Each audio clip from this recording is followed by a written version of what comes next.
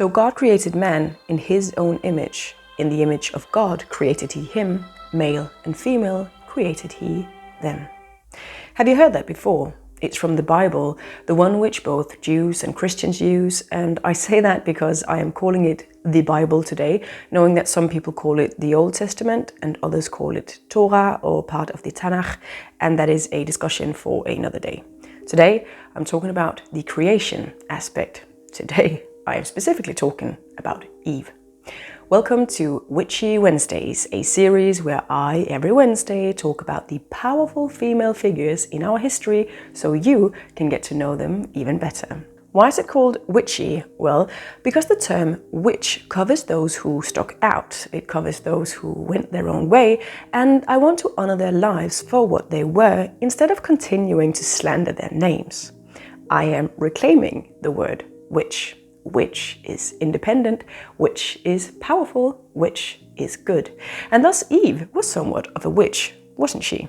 Wasn't she? Let's see. My name is Camilla and I talk about this because I have a degree in religion, intellectual history, Hebrew and feminist studies, and so what I say comes from academia, not a belief system. Just to be clear. Who was Eve? Well, if we look in the Bible, she is the one who was created first with the man and then later created of the man. Now, the Hebrew word for man is Adam, which means human, and so one can argue that in this creational aspect we run into an interesting thing when the woman is not called Adam. She is called Isha, woman, whilst Adam, the man who also gets the name Adam, is an Ish, which means man. So, if the woman is not a human, what is she? Later on, we find Eve with the snake and the fruit she's not supposed to eat, and this is where the witch aspect of our story truly comes to light, because here we have the very first independent act ever done by someone created by a god, at least if we ask the Bible. Eve knows she cannot eat from this, and if we listen to the story, then she does it anyway, because the snake convinces her that she can do it, but convince her how? This is interesting. You see, the snake says, "Ye shall not surely die, for God doth know that in the day ye eat thereof, then your eyes shall be opened, and ye shall be as gods, knowing good and evil." I don't know about you, but what I read here is basically that the snake tells her that she can get access to her full potential if she dares go her own way. And she dares. She goes her own way, and for this, she is punished. First Adam, her supposed friend, dares not do anything by his own accord, and so when the god asks him what has happened, he tries to remove all blame from himself and snitches on the one who gave him the ability to be independent. He says, "The woman whom thou gavest to be with me, she gave me of the tree, and I did eat."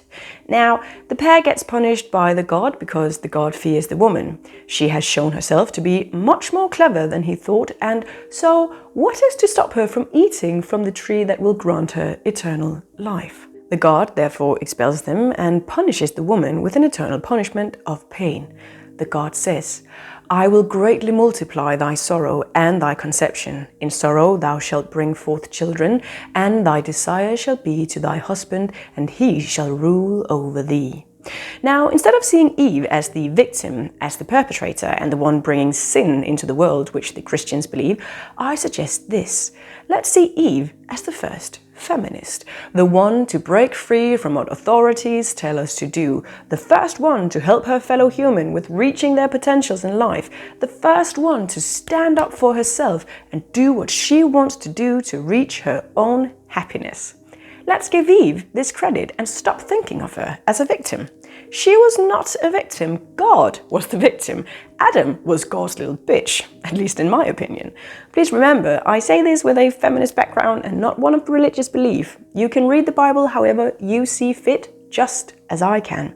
Also know that I present this to you in this very light to prove a point.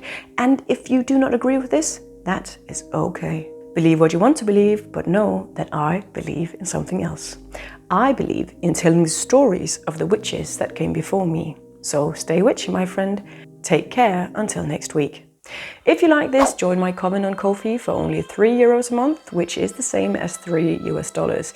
It helps me out and supports my work, so thank you very much.